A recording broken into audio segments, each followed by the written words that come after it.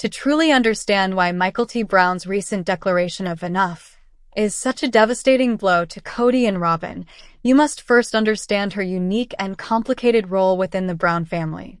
Mykelti was never a vocal rebel like some of her siblings.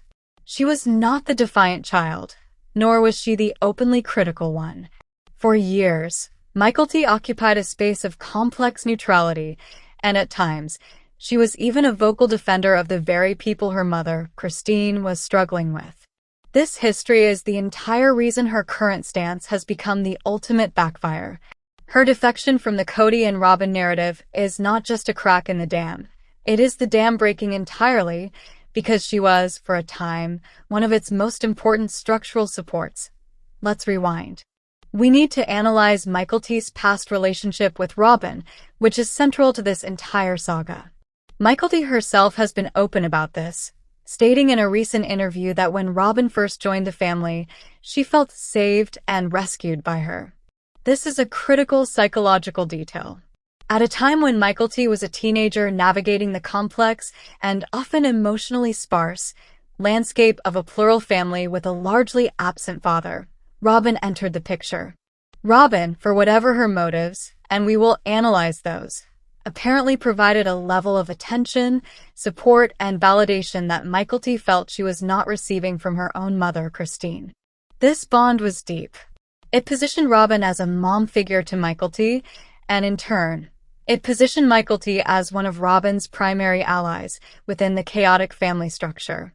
This bond became a shield that Robyn, and by extension Kody, used for years. Any criticism of Robyn could be deflected by pointing to Mykelti. See? Christine's own daughter loves Robyn. Christine's kids don't have a problem with Robyn. The problem must just be Christine. This dynamic also explains Mykelti's long-standing tendency to defend her father. We saw this in her various public comments and online interactions over the years, where she would often provide a both sides argument, or even directly defend Kody's actions when other siblings were silent or critical. A prime example was her defense of Kody in relation to Mary, where she seemed to take Kody's side, suggesting he would never say certain things, only to be confronted with the fact that he did. This is the behavior of someone desperately trying to hold on to a positive image of their father, a person caught in a powerful loyalty bind. She was trying to be the peacemaker, the bridge between her biological mother and her savior stepmother. She was trying to believe in the fantasy of the one big, happy family long after it was clear that Kody himself had abandoned that vision in favor of a monogamous-like relationship with Robyn. She wanted to believe her father was the man he claimed to be, and that her relationship with Robyn was genuine and pure. This complex web of loyalties could only hold for so long. The backfire didn't happen in a vacuum. It was the result of Kody Brown systematically dismantling every last defense his daughter had put up for him. The cracks began to show with the extreme isolation of the COVID-19 pandemic. Kody's rigid, unyielding rules and his weaponization of loyalty to enforce them put all his children in an impossible position. But the true earthquake was Christine's departure. When Mykelti's own mother finally broke free, it forced Mykelti to confront the reality that the problem was not, in fact, just Christine's bad attitude. As Christine found happiness, a voice, and peace away from Kody, it became harder and harder for Mykelti to justify Kody's escalating bitterness, anger, and, most importantly, his relentless public blame game. The final straw wasn't a single event. It was a campaign. It was Kody going on national television, in tell-alls and interviews, and placing the blame for everything on his former wives. He blamed Mary for not being lovable. He blamed Janelle for not being loyal. And he blamed Christine for everything from the move to Flagstaff to the family's disintegration. He painted himself as the sole victim of a grand conspiracy of disrespectful wives and children. For Mykelti, this narrative was no longer just a difference of opinion. It was a direct, public, and false assault on the character of her mother and her aunts. He wasn't just wrong. He was being cruel. He was rewriting history in a way that invalidated the trauma and pain of the very people Mykelti loved. And in doing so, he forced her to make an impossible choice, his narrative or her truth, and this is where the backfire ignites. Kody's strategy, his entire life's blame blueprint, was predicated on the assumption that his children's loyalty, or at least their silence, was unconditional. He assumed they would always be more afraid of losing him than they would be of speaking the truth. He was wrong. Mykelti, the former defender, the one who was rescued by Robyn, finally spoke out. And her words were not an angry tirade. They were something far more powerful and far more damaging to Kody's narrative. Her words were a quiet, firm, and heartbreaking declaration of distrust. Let's do a forensic analysis of what she actually said, because the language is devastatingly precise. In her interview, when asked about her relationship with Robyn, Mykelti didn't scream or accuse. She simply stated, "I don't know what to do with her right now." This sentence alone is a bombshell. It's a statement of profound confusion and emotional paralysis. This isn't just, "We had a fight." This is, "I am reevaluating the very foundation of a person I considered a mother figure." But then she delivered the kill shot, the words that completely invalidate Kody and Robyn's entire "We're the Victims" campaign.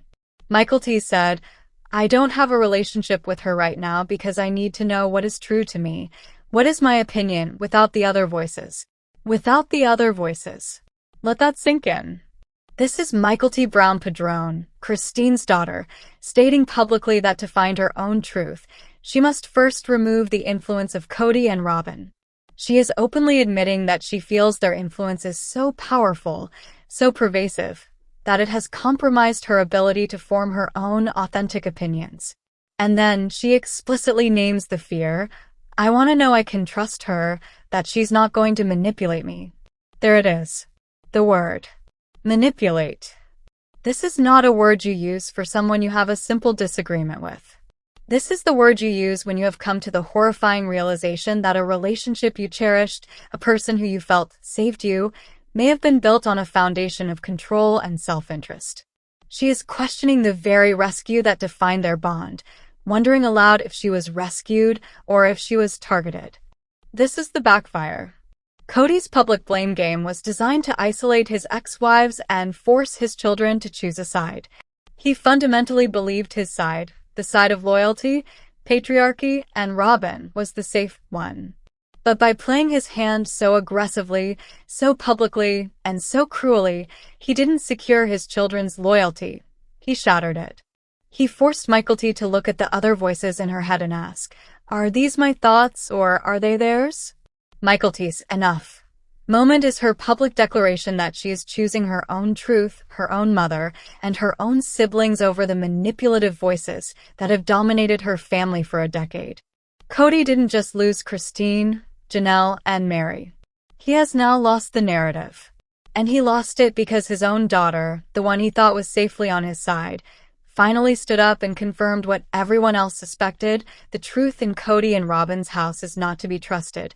For 14 years, we have watched a family disintegrate. We have watched Kody Brown, the patriarch of the Sister Wives family, blame his 3 original wives, Mary, Janelle, and Christine, for the complete and total collapse of their plural dream. We've heard him accuse them of jealousy, of not trying, of breaking the covenant, and of betraying him.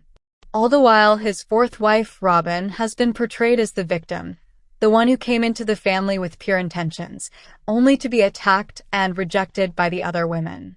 This has been the central narrative of the show for over a decade. And today, we have confirmation that this entire narrative is built on a foundational, rotten lie. A new bombshell, dropped by Kody's own daughter, Mykelti Brown, has not just added a new chapter to the drama, it has reframed the entire book. It is the smoking gun. Prepare yourselves, because the information we are about to dissect is a tectonic shift in the Sister Wives universe. Mykelti Brown Padron, Christine's daughter and a woman who has, for years, maintained a close and often defensive relationship with both her father and her mom, Robyn, has just exposed the original sin of the Brown family's collapse. In a stunning new revelation, Mykelti claims that back in 2010, before Robyn's official entrance, Kody Brown gathered his entire family, his wives and his children, and gave them a chilling instruction. They were to actively hide their big issues from Robyn. Mykelti stated this was done specifically to get her to join the family. This is not an allegation of simple omission. This is an allegation of a deliberate, family-wide conspiracy of silence, orchestrated by Kody Brown himself, to deceive a potential wife in a bait-and switch of catastrophic proportions. This single claim explains everything: Christine's rage, Janelle's detachment, Mary's despair, and Robyn's perpetual confusion. Kody's ultimate blame game didn't start when the wives left him. It started in 2010, when he decided to sacrifice his existing family's reality to secure his new one. Tease analyzed the profound, staggering implications of this directive from Kody. Hide your big issues. What were the big issues in 2010? We know from their own book and early episodes that the family was already under immense strain. Christine was the basement wife, struggling with deep-seated jealousy, feeling completely neglected, and overwhelmed with raising her children while Kody was away. Mary and Kody's relationship was already deteriorating, having never fully recovered from the financial and emotional stress of their early years. Janelle was the independent, pragmatic one, but she was emotionally detached, focusing on her work as a survival mechanism against the family's dysfunction. The family was a tinderbox of financial insecurity, scheduling conflicts, and deep emotional fractures. These were the big issues Kody allegedly ordered them to hide. He wasn't just asking them to put on a happy face for a guest. He was asking them to actively gaslight a woman he intended to marry by presenting a false and perfect image of the plural life he knew they were not living. This order was a lie of monumental proportions. It was a conscious deception, a bait-and-switch. Kody Brown, in his desire to acquire Robyn, effectively turned his entire family into a cast of actors. He told them, "Your pain, your problems, your reality. It is inconvenient. It is a roadblock to my happiness. So you will bury it." He forced his wives to smile through their teeth and pretend to be the big, happy family that Robyn claims she was promised. This new information from Mykelti, a child who was part of that deception, proves that Robyn was promised a fantasy. The devastating part is that the fantasy was a lie Kody forced his other wives to perform for her. He sold Robyn a version of the family that he had already, by his own neglect, allowed to crumble. And by ordering this silence, he placed the first and most fatal nail in the coffin of plural marriage. He created an environment where authenticity was impossible and resentment was the only thing that could grow. With this new context, let's go back and re-examine the primary complaints from the OG 3 wives, which Kody and Robyn have always dismissed as simple jealousy. Suddenly, their bad attitudes are not just understandable, they are the only logical outcome. Let's start with Christine. For years, Christine's anger was palpable. She was labeled as the jealous one, the difficult one, the one who couldn't share. But now, we understand her anger was not just jealousy. It was the righteous fury of someone who had been forced to live a lie. Kody allegedly forced her to hide her basement wife status, to pretend she was happy and supported, all to bring in Robyn. And what was her reward? Kody then legalized his relationship with Robyn, spent all his time with Robyn, and then turned around and publicly blamed Christine for the very big issues he had ordered her to hide. Her famous quote, "Why would I want to be a sister wife when I'm not good at it?" takes on a heartbreaking new meaning. She wasn't bad at it. She was set up to fail. She was forced to pretend, and then shamed for being exhausted by the performance. Her departure was not the betrayal Kody claims it was. It was the inevitable, delayed, and explosive consequence of a lie she was forced to carry for 12 years. Now let's look at Janelle. Her response to this family-wide directive to hide her issues perfectly explains her character. Janelle's big issues were often financial and logistical. Her famous refrain has always been, "Kody, I need a plan," and "the family is a business."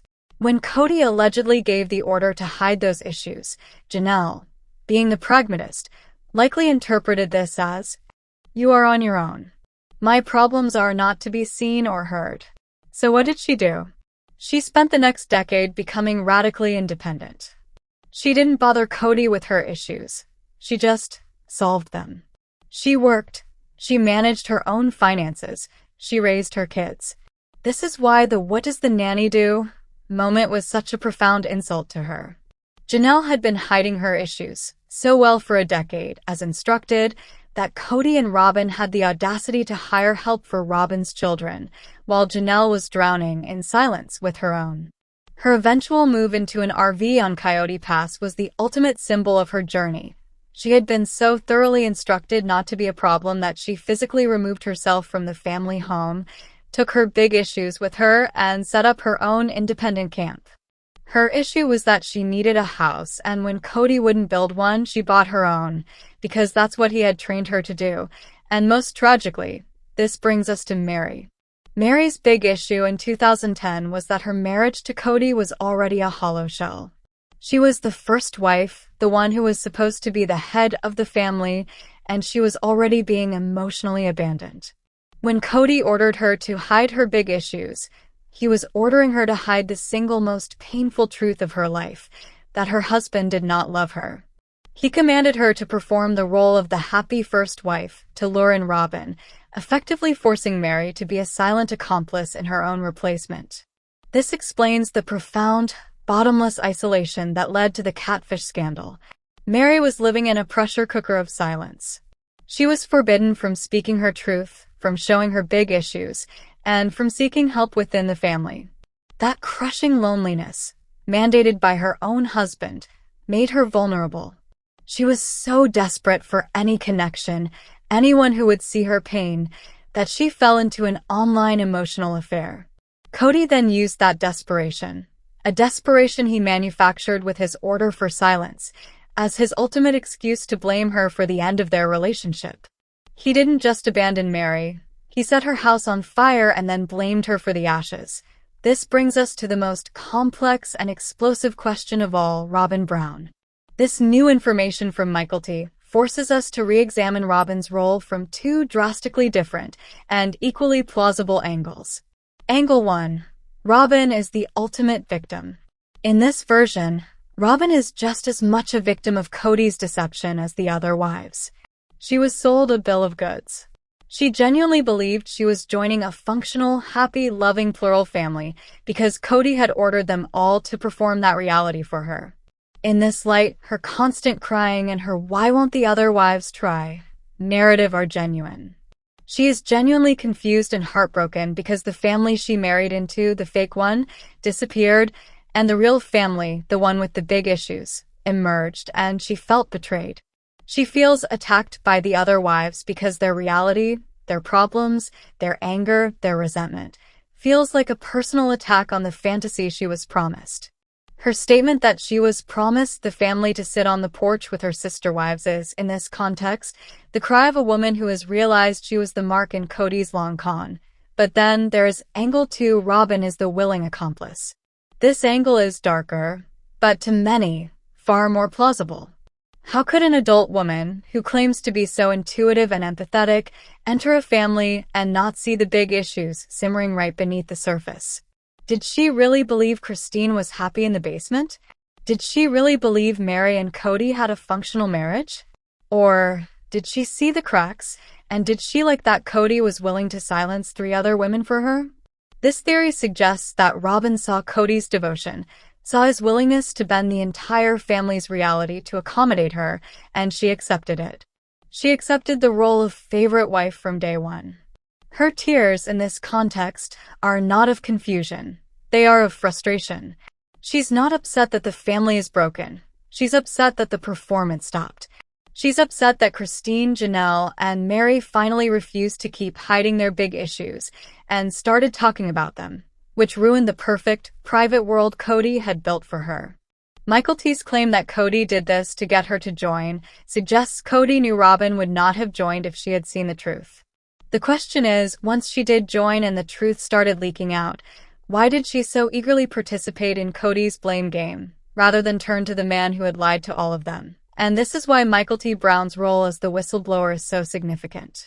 Mykelti was, for years, seen as Team Robyn. She has publicly stated that Robyn saved her during her teenage years, providing a mom role when she felt distant from Christine. This history makes her new claim all the more credible and all the more devastating. This isn't an OG wife with an axe to grind. This is a child who was part of the conspiracy, who has carried this secret for 14 years, and who is now clearly in an era of profound reckoning. She is watching her father publicly crucify her mother, Christine, for bad behavior, and she is finally saying, enough. She is providing the context for her mother's bad behavior. She is essentially testifying that her mother wasn't bad. She was traumatized. She was silenced. Mykelti is looking back on her own bond with Robyn and is likely reevaluating everything, asking herself, was that bond genuine, or was it a product of the lie? Was I rescued by Robyn, or was I being used as a pawn to legitimize my father's deception? By speaking this truth, Mykelti is not just defending her mother, she is liberating herself from the lie Kody ordered her to tell.